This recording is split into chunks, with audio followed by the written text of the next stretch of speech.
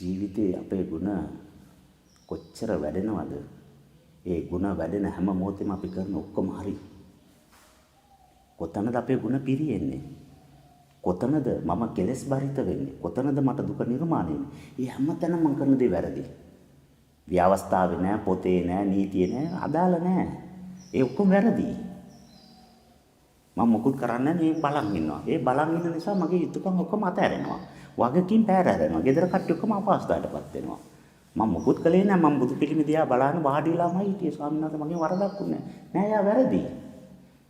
දරුවා ඉස්කෝලේට ගිහිල්ලා නෑ. ගෙදර කට්ටිය කාලා නෑ. බේත් තරන් නෑ. ලයිට් බිල් ගෙවලා නෑ. වතුර බිල් ගෙවලා නෑ.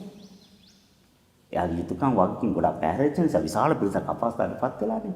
එයා වහඩි වෙලා වැඳගෙන බුදුන් දිහා බලන හිටියත් එයා කරපු දේ වැරදි.